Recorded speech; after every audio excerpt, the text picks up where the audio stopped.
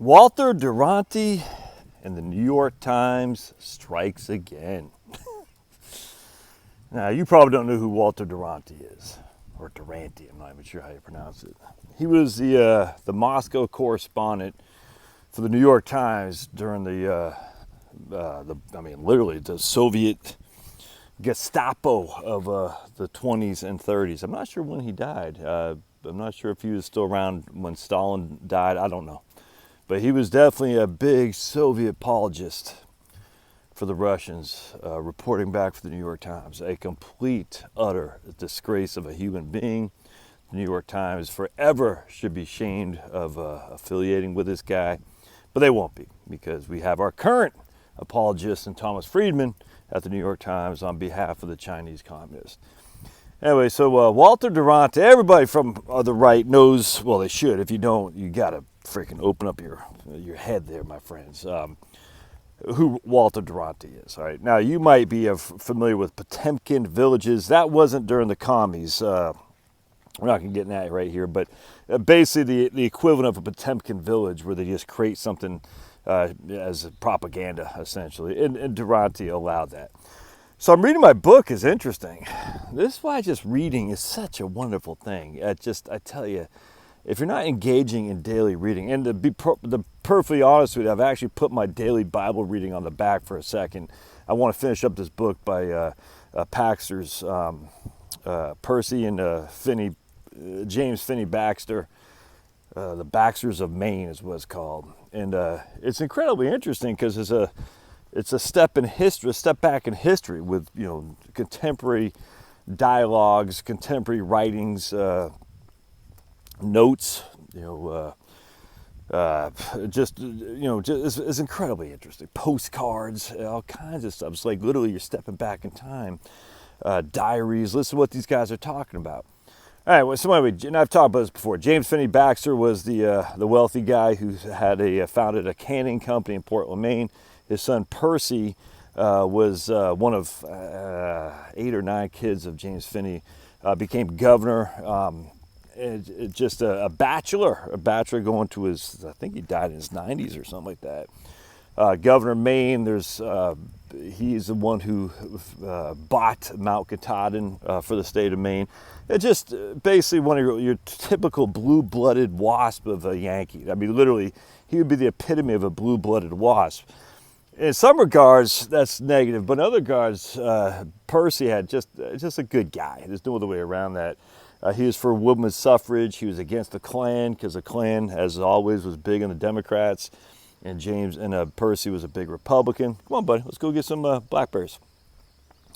Just good, definitely against segregation. Just a good guy.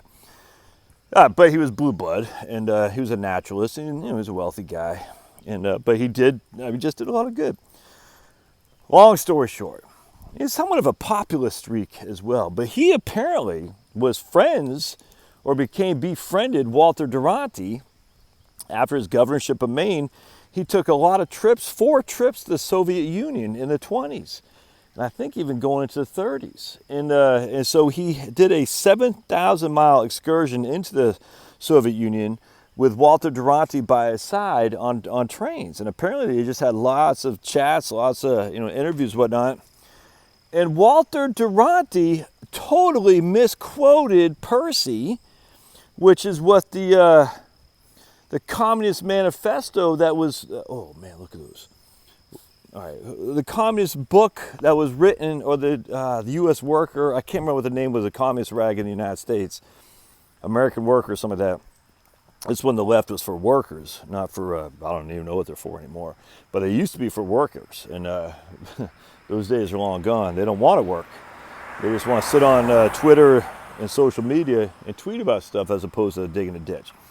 Anyway, so the Communist Manifesto took words that Walter Duranty had written in the New York Times talking about the benefits of communism, attributed that to Percy Baxter.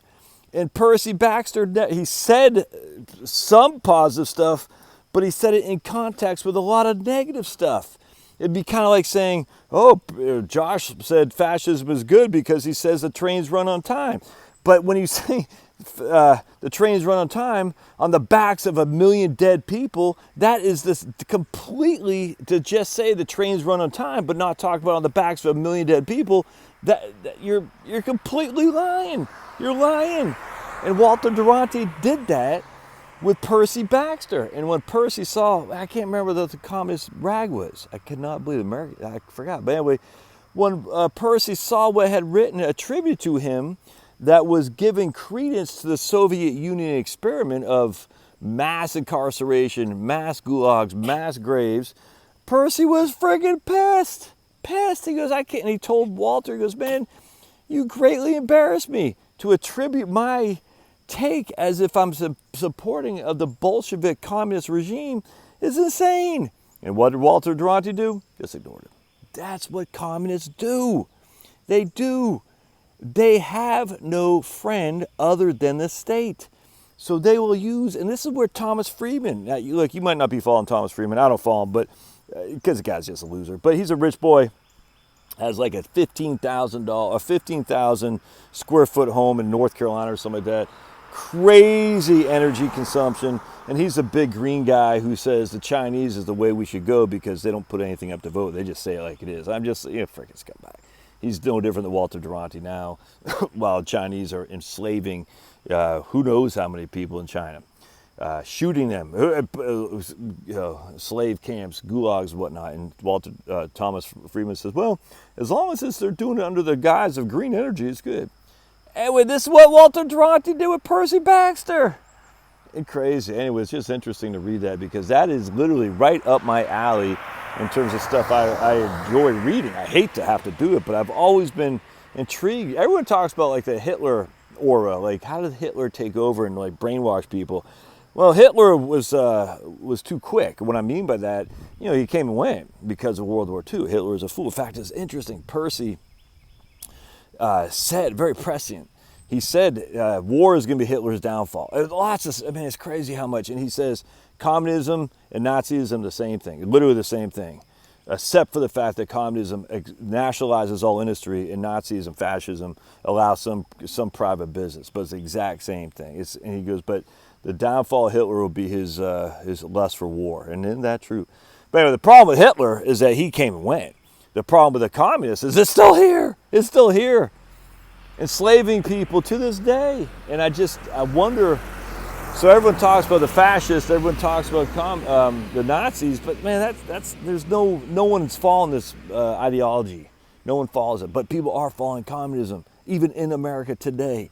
What is the appeal of that? I don't know. So it's interesting to me, just reading back from the Bolsheviks on through to Ho Chi Minh, Pol Pot, Venezuela. I know they're not really communists. I know they will be. And then, of course, what's going on today with Antifa. All right, so you just can't trust the New York Times. All right, we'll see you.